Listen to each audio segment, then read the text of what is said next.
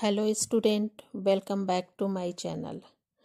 आज मैं डॉक्टर पुष्पा वर्मा आपको शोध प्ररचना के बारे में बताऊंगी कि शोध प्ररचना का अर्थ क्या है और यह कितने प्रकार के होते हैं, इनके कितने चरण होते हैं। तो इसको जानने के लिए हम सर्वप्रथम इस बात का ध्यान रखेंगे कि शोध प्ररचना या शोध प्रारूप क्या है। शोध प्रारूप किसी आनुभविक अध्ययन को आरंभ करने के पूर्व उसको संपन्न करने की संपूर्ण प्रक्रिया की पूर्व सोचित एवं नियोजित रूपरेखा है। दूसरे शब्दों में, यह किसी शोध अध्ययन को संपन्न करने की पूर्व निर्मित योजना है, अर्थात अनुसंधान अध्ययन किस प्रकार संपन्न किया जाना है उसकी पूर्व संरचनात्मक रूपरेखा है। पीवी यंग ने लिखा है कि सामाजिक अनुसंधान एक वैज्ञानिक योजना है जिसका उद्देश्य तार्किक एवं क्रमबद्ध पद्धतियों द्वारा नवीन एवं पुराने तथ्यों की खोज एवं उसमें पाए जाने वाले अनुक्रमों, अंतर्संबंधों, कार्य कारण व्याख्या का विश्लेषण करना है। प्रारूप शब्द का प्रयोग किसी रूपरेखा के लिए होता है, अर्थात यह किसी भी कार्य को प्रारंभ करने के पूर्व निर्मित कार्य हैं जो कार्य के दौरान उत्पन्न होने वाली समस्याओं के नियंत्रण और समाधान के उद्देश्य से तैयार किया जाता है। एपकॉफ के अनुसार निर्णय कार्यान्वित करने की स्थिति आने के पूर्व ही निर्णय करने की प्रक्रिया को प्ररचना कहते हैं। शोध प्ररचना की विशेषता क्या है, आइए जानते हैं। शोध प्ररचना की विशेषता इस प्रकार है।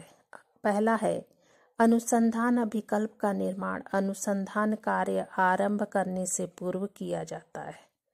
दूसरा है अनुसंधान प्रारूप शोध कार्य के लिए रूपरेखा का निर्माण करना होता है।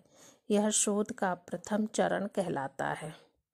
दूसरा है अनुसंधान प्रारूप सामाजिक घटनाओं का सरलीकरण करता है। चौथा है आपका शोध प्रारूप शोधकर्ता के लिए एक पथ प्रदर्शक की भूमिका निभाता है जिसके प्रयोग से हमें शोध की निश्चित दिशा का ज्ञान होता है।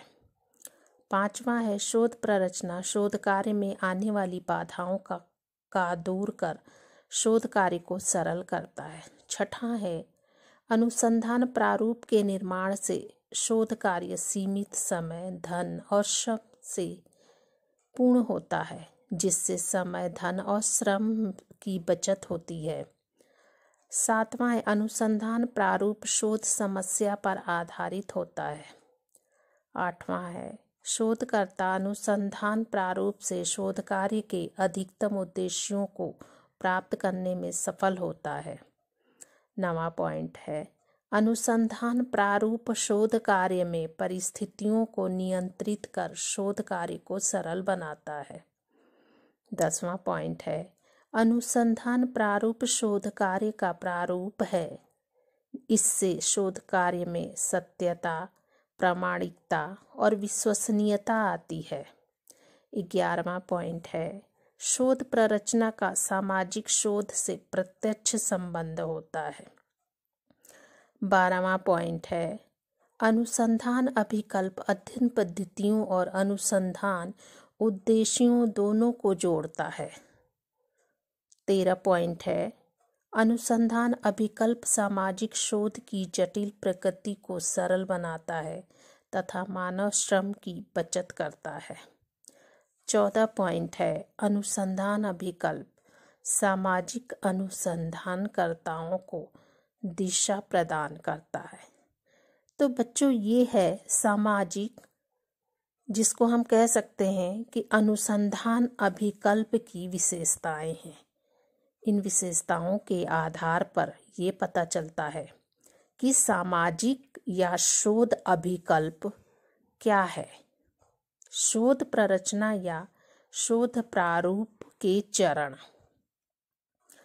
तो पहला है बच्चों समस्या की व्याख्या।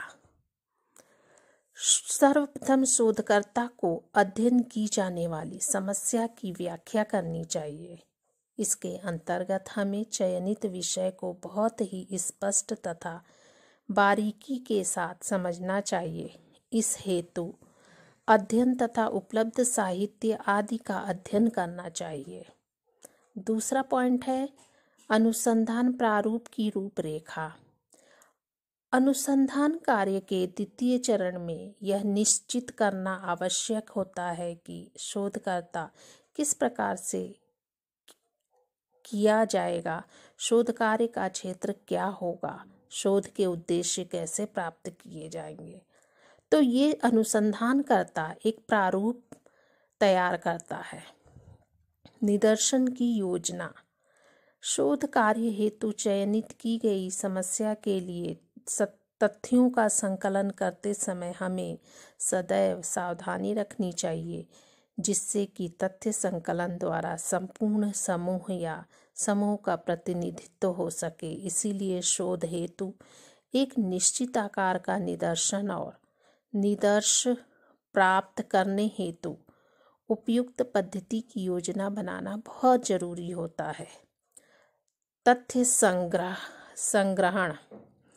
अध्ययनकर्ता को शोध के लिए निदर्शन का चयन होने के पश्चात अपनी चयनित समस्या के लिए तथ्यों का संग्रहण करना पड़ता है। यह कार्य अनुसूची, प्रश्नावली, साक्षात्कार, वैयक्तिक अध्ययन पद्धति आदि पद्धतियों के माध्यम से किया जाता है।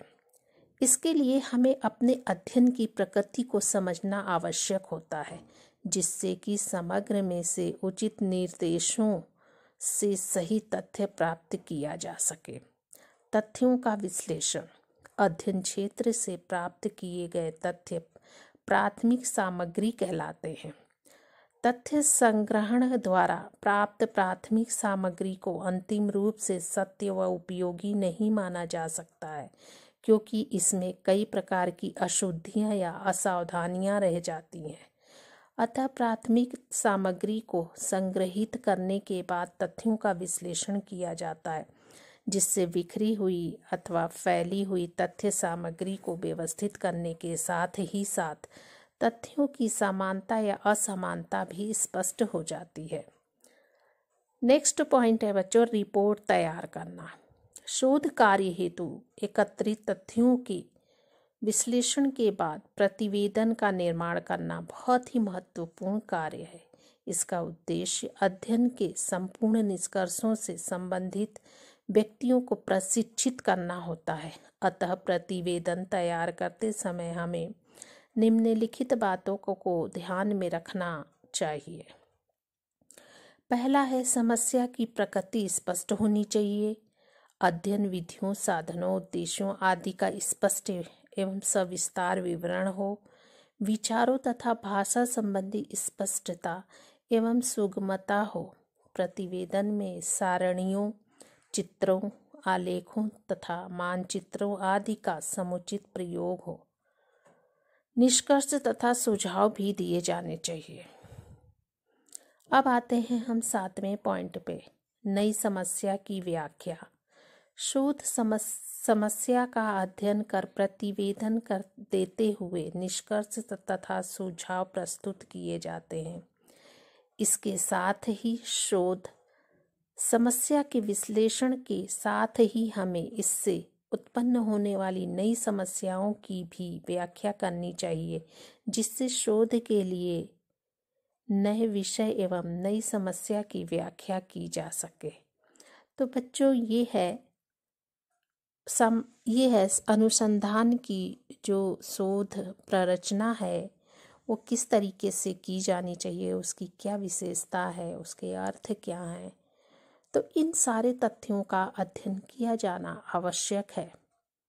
धन्यवाद।